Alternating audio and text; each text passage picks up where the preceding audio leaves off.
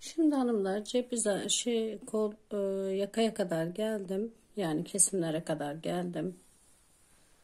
Şimdi kesimlerini yapacağız artık. Yaka ve koltuk altı kesimlerini yapacağız. Şimdi buradan bir düğme açtım ben. Şöyle düz kısımdan kesimini yapacağım. Şöyle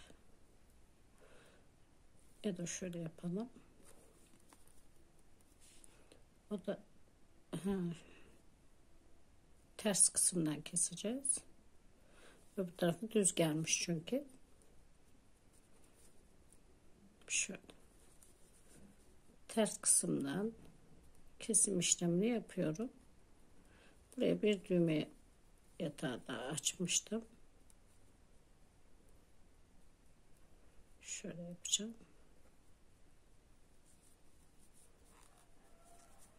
Bu da bol oldu birazcık.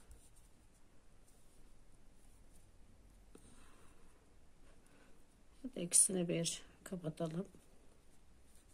Şu şekilde bakın. Burası ters yöne geldiği için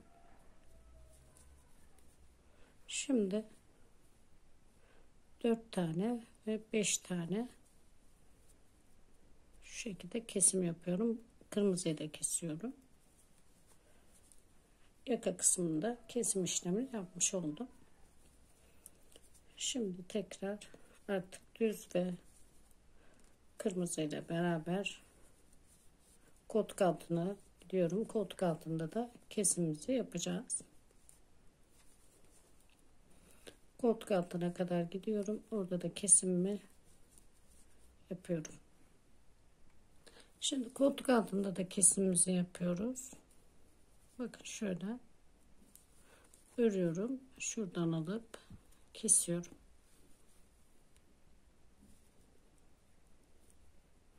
Dört tane de buradan kesim yapıyorum. 2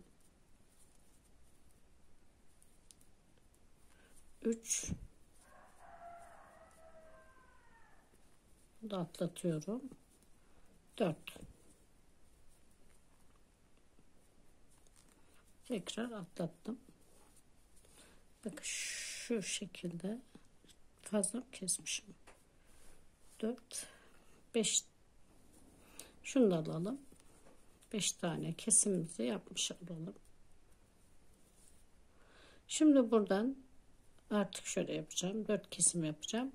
Buradan bir dahakine kesimlerimizi ayarlayacağız. Şimdi kırmızıyla tekrar gidiyoruz.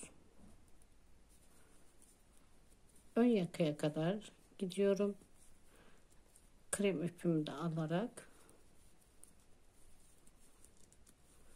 ön yakada tekrar kesimi yapacağız. Ön yakada şöyle bir işlem uyguladım. Arkada da ön yakada da şöyle bir tanesini bakın krem örüyorum. 2 tanesini örmüyorum. Düz kısmından örmüyorum. İpim bu tarafta. Öbürkünü de aynı yaptım. Ters kısma getirdim. Bakın şuradan ters yapıyorum. Şu şekilde burayı detaylıca dinleyin. Şöyle bir düz yaka vermek için yapıyorum. Bunu da bununla beraber de bunu kesiyorum. Bakın. İkisinden bir kestim. Yani ilk ilmekle değil ikinci ilmekle kesim yaptım. Şimdi kırmızıyla başa kadar gidiyorum. Koltuk altında öyle ayarlayacağım.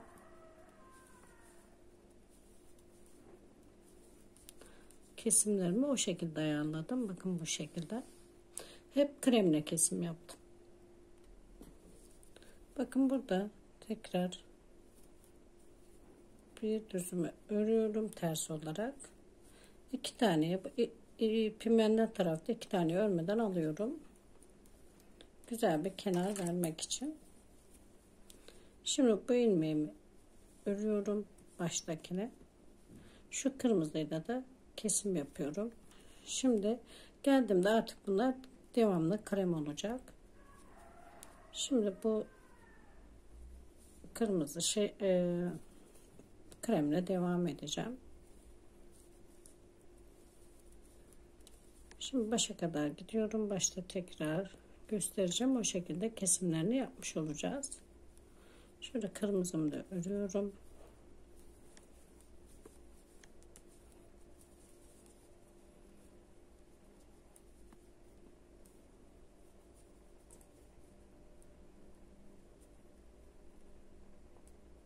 Hemen başa kadar geliyorum.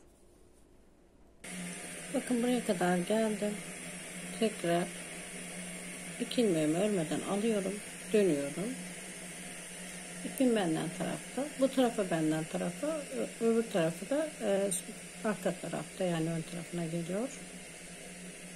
Şöyle ilk ilmeğimi ters örüyorum. İkinci ilmeğimle de kesim işlemini uyguluyorum. Bakın. Bu taraftan ters olarak kesiyorum. Bu taraftan düz olarak kesiyoruz. Şimdi devam ediyorum. Öbür tarafa kadar detaylarını tam anlatacağım. Bu ters kısmına geldiğimizde buradan ters kesiyoruz. Buraya geldiğimde tekrar göstereceğim.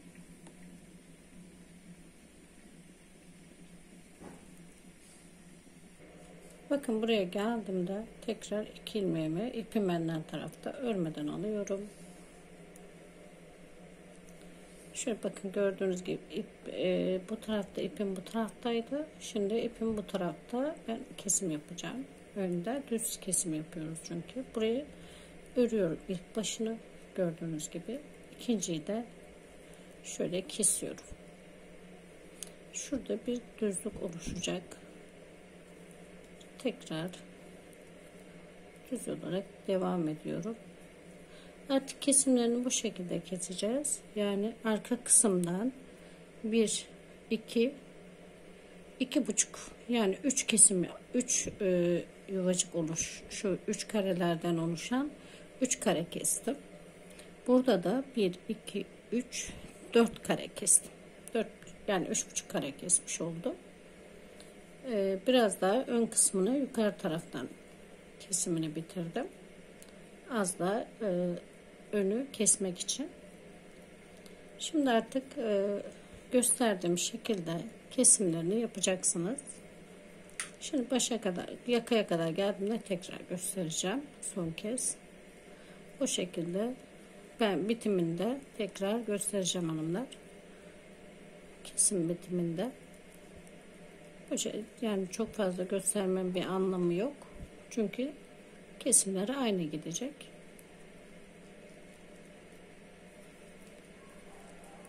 Şurada yarım vardı biliyorsunuz, şurası 2 taneydi. Burada da tekrar 2 tane devam edecek bitene kadar.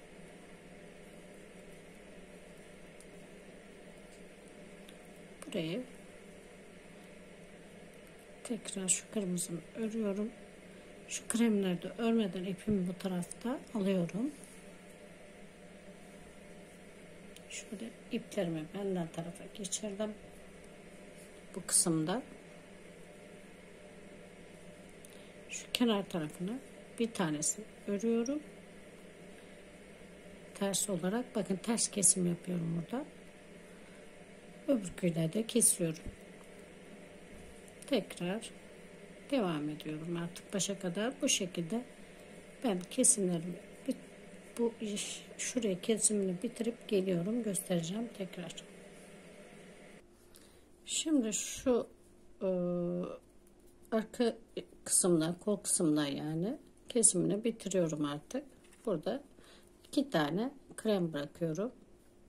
Sonrasına devam edeceğim. Burada da 2 tane krem kalana kadar kesim yapacağız. Daha 2 tane daha kesim yapacağız orada. Hadi bakalım, burada artık kesim bitmiş oldu. Bakın 1, 2, 3, 4. de 2 tane bıraktım. Şimdi yaka kısımda da, yani şu yaka kısımda da kesimi bitiriyorum. Bakın ters örüyorum burayı. Bir tane şurada ters olarak kesiyorum.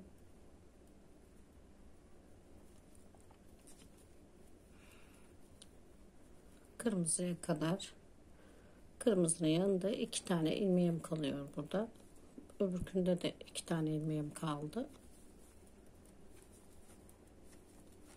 Bakın bu şekilde artık boyunu tamamlayana kadar devam ediyorum.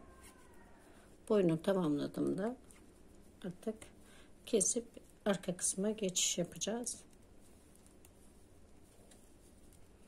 Bakın kırmızımı da örüyorum ve burada tekrar örmeden alıyorum ki kenar kısmı düzgün olsun diye.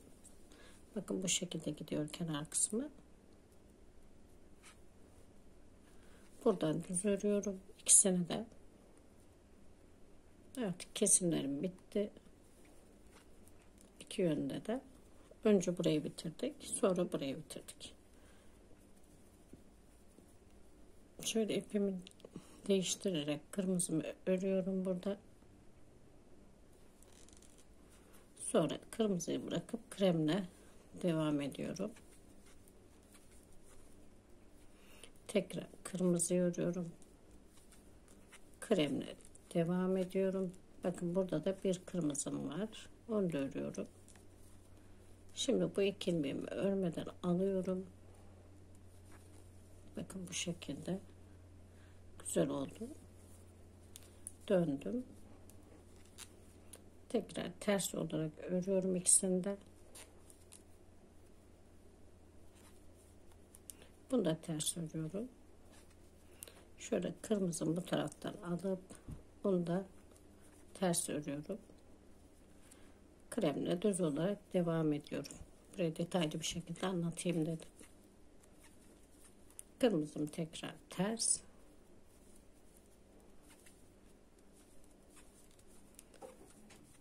Burada kenarda tekrar kırmızım ters. İki ilmeğimi de örmeden alıyorum. Dönüşte örüyorum.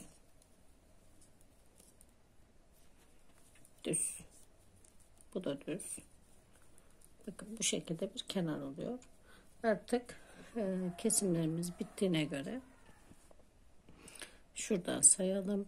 1, 2, 3, 4 tane daha yuva oluşturuyorum. Kareler oluşturup geliyorum. Ve dördüncü bitiminde kesim yapacağız artık. Bitireceğiz yani. Şimdi bunlar artık bitirdim ben yakamı. Yani kol kısmını. Yaka, kol işte ön tarafını. Şimdi artık kesim işlemini yapacağız ve tersten kesim yapıyorum. Öbürünü de tersten yapmıştık. Şöyle düz keseceğiz. Şu şekilde. Bunu örüyorum. Bakın. Ve bundan atlatıyorum. Bunu örüyorum. Bundan atlatıyorum. Pardon. Düz kısmı bu tarafa gelecek. Tırtıklı kısmı o tarafa gelecek. Yani düz kısmına gelecek. Haroşo tarzı bir şey verdim ön kısmına. Bu şekilde tamamını kapatıyorum artık.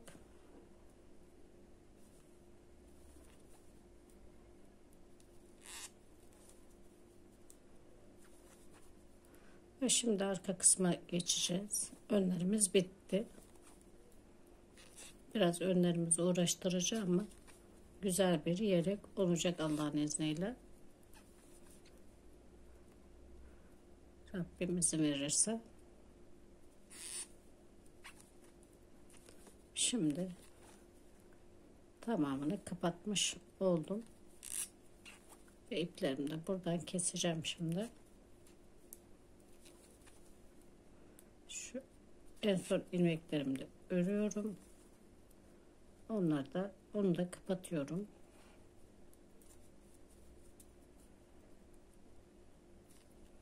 Şöyle yapalım. İkisini bir kapatalım.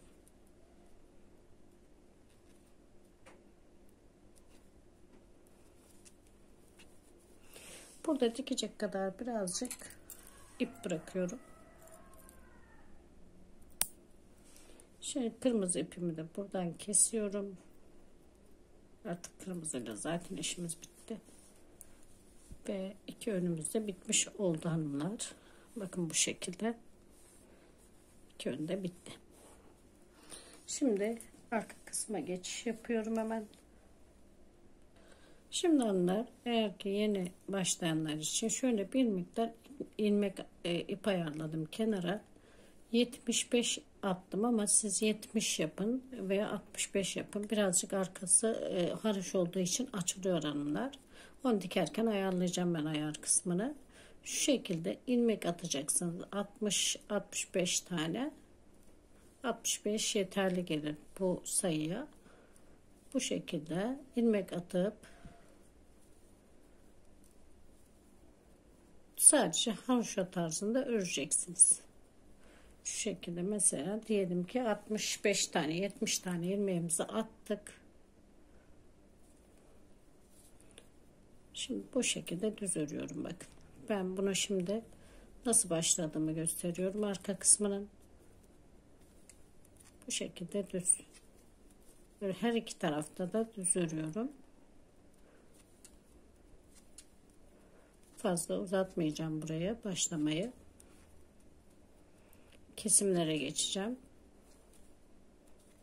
Her iki taraftan da düz ördükten sonra kol kısmına kadar bu şekilde bir geçiş yapıyorsunuz.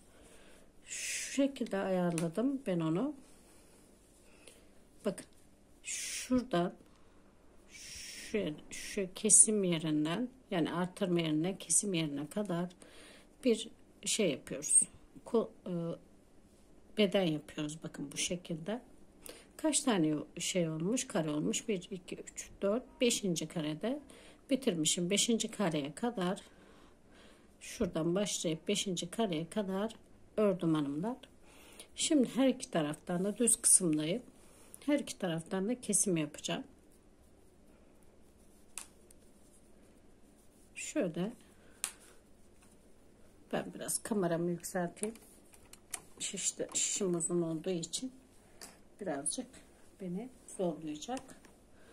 Öbür şişe aktarmak istemiyorum şu an. Şöyle düz kısmından bir kesim yapıyorum. Şuradakini atlatarak 1 2, biraz kollardan fazla keseceğim çünkü dikişe vereceğim bu yan kısmını. 2 3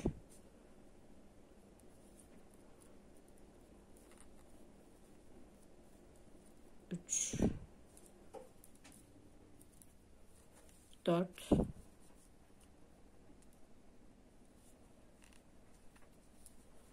5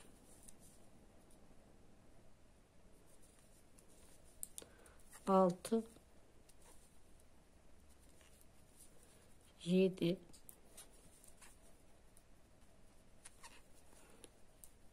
bakın şuradan 3 tane falan iç kısma dikiş vereceğim çünkü biraz arkam büyük oldu, onun için 4 tane koldan kesim yapmış olduk. Burada nasıl 4 tane kesim yapmışsak ön kısımda, arka kısımda da 4 tane bir kesim yapmış olduk kol kısmından.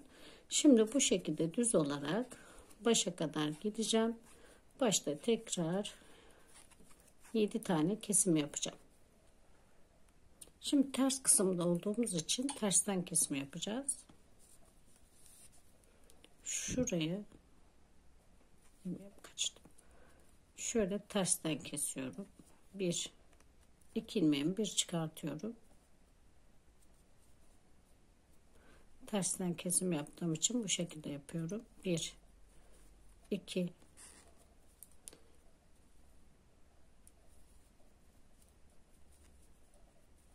ikisini bir kesiyorum. 2 3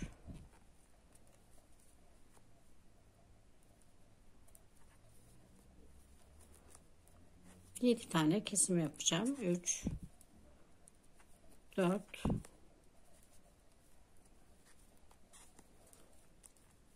5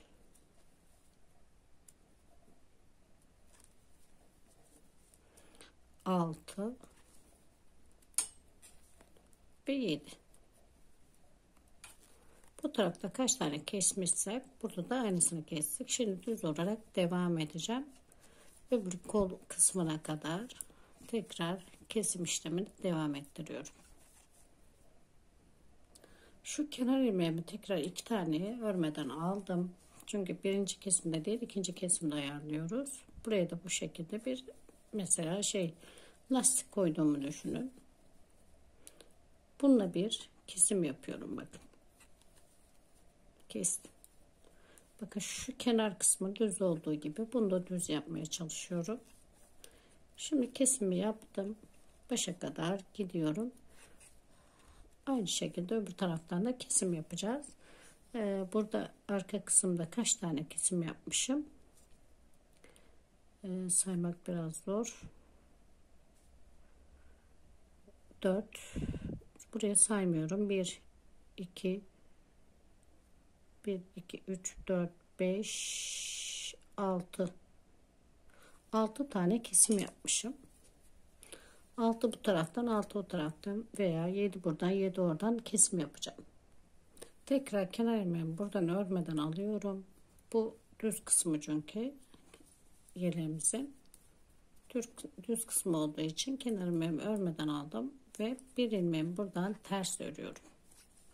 Ters ördüm. İkinci ilmeğimle ters bir şekilde kesim yapıyorum. Bakın birer kesimler yapmış oldum. Koltuk altından hariç. Şuradan hariç. Bir kesim o taraftan, bir kesim buradan yapmış oldum. Şimdi düz bir şekilde artık haroşa olarak devam ediyorum. Öbür kesim yerine kadar oralarımda tekrar göstereceğim. Şimdi ters kısımda olduğum için ipimi benden tarafa alıyorum. Kenar ilmeklerimi örmeden 2 tane alıyorum. Dönüyorum. Şuradan bir tanesini örüyorum. Bir taneyle de kesim yapıyorum. Bakın ikişer kesimler yapıyoruz. Gördüğünüz gibi ikinci kesimleri yaptım. Şimdi ben bunu 7 kesime kadar, 6 kesime kadar yapıp geliyorum onlar. Aynı bu şekilde keseceğiz. Bir farkı yok. Koltuk altında kesim yaptığımız gibi keseceğiz. Şimdi aynı şekilde 4 tane daha kesim yapıp geliyorum. Şimdi onlar son kesimleri yapıyorum. 6 kesmiş oldum. Zaten buralarda 15 ilmeğimiz var.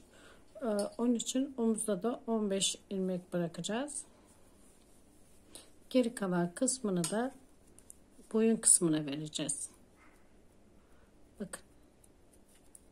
Bu şekilde son kesimlerimi de yapıyorum. Burada aynı ön tarafta yaptığım gibi buraya bu şekilde götüreceğim hanımlar. Bakın 15 tane ilmeğimi örüyorum burada.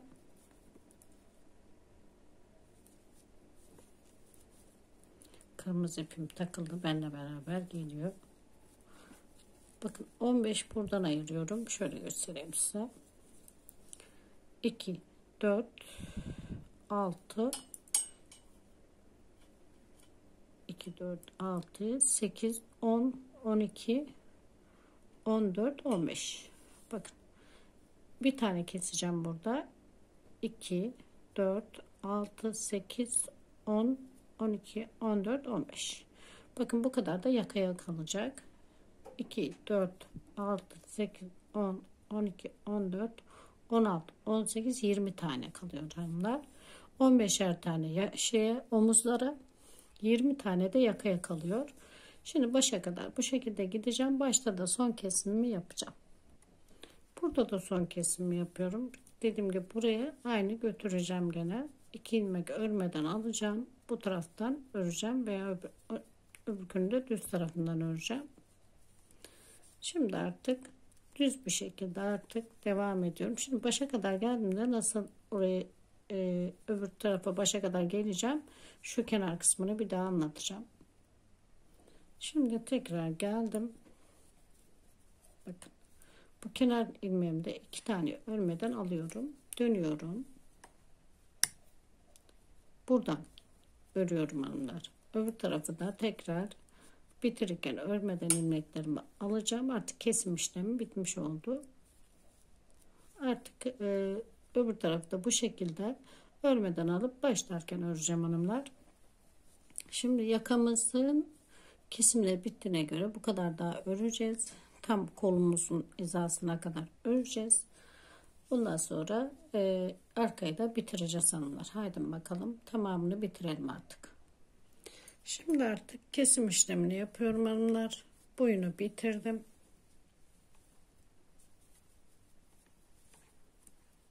Lastik boyuna, yani kol boyunu bittikten sonra kesim işlemini uyguluyorum.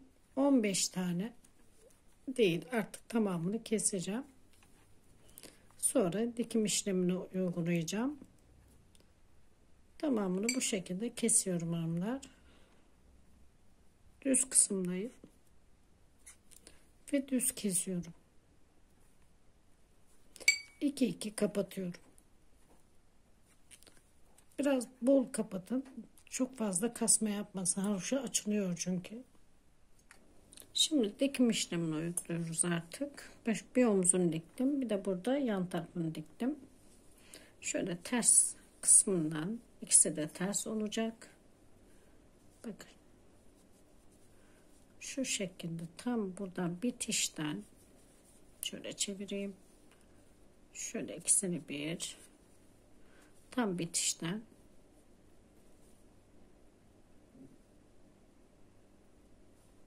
bakın.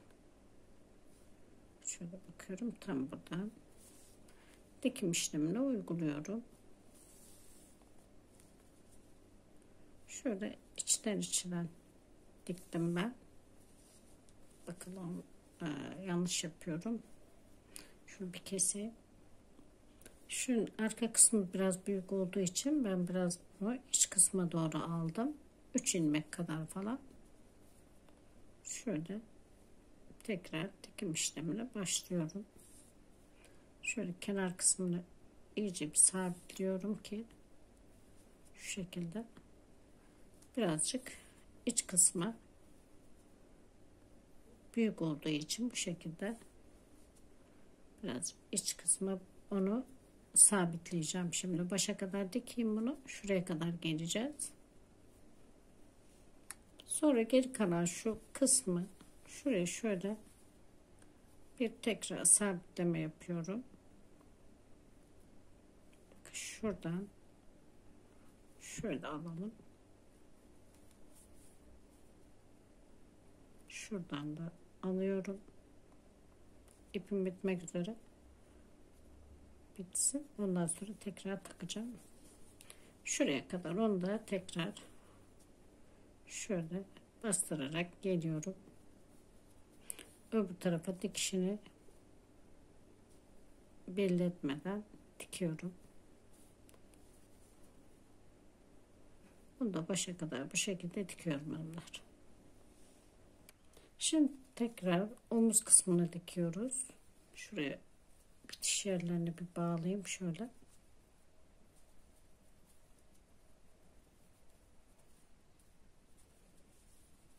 Bakın şu şekilde omuz kısmını da dikiyorum. Dediğim gibi yedek 2-3 yaş yeli. Siz de artırmasını fazla yaparsanız ona göre yaş sınırlaması çıkacaktır. Çünkü artırmalardan ayarlıyoruz. Önü kaç arttırırsak arkaya da 10 ilmek 15 ilmek eksik yapıyoruz sadece. Çünkü arka sarhoş olduğu için açılma yapıyor. Önlere göre artırmanızı yapacaksınız. Önlere göre arkaya ayarlayacaksınız. Arkanın büyüklüğü önlere bağlı. Önce önleri yapacaksınız, sonra arkayı. Bu şekilde bitirdim ben bunu. Şimdi ipimi buraya sabitleyeceğim.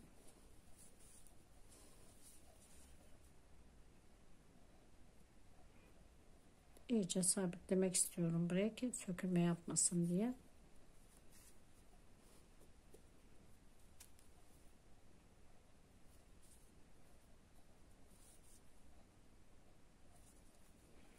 şekilde artık ipimi keseceğim.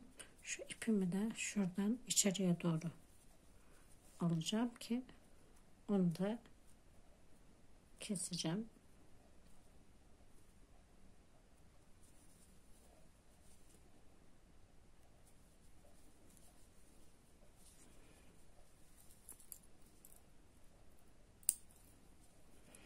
Onu da kesiyorum. Kırmızı ipimi de içeriden birkaç defa sökülmemesi için onu da buraya sabitliyorum. Onu da kesiyorum. Şimdi cep dikimine geçeceğiz. Ben şimdi cebe ip takayım. Cebini de şu şekilde şuradan tutturuyorum. Öbür tarafa fazla dikişini geçirme yapmadan tamamını dikiyorum. Şöyle çapraz bir şekilde.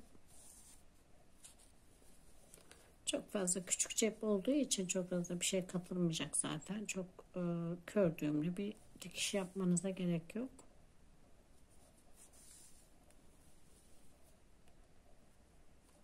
Bunu da başa kadar bu şekilde dikeceğim. Bakın şöyle geliyorum. Bir de böyle gideceğim. Ondan sonra dikiş işlemini bitireceğim. Bakın şurada karışıdan alarak dikiyorum.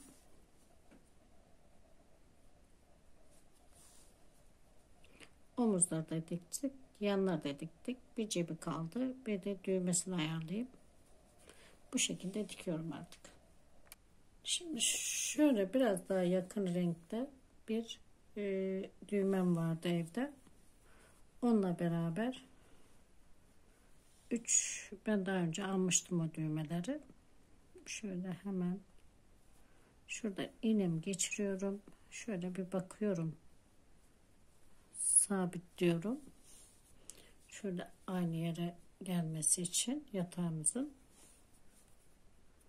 Şöyle iğnemin içerisinden geçiriyorum. Şöyle aşağı yukarı dikeceğim. Şöyle tekrar içerisinde alıyorum iğnemin. Şöyle içerisinde. İyice sabitliyorum bunları.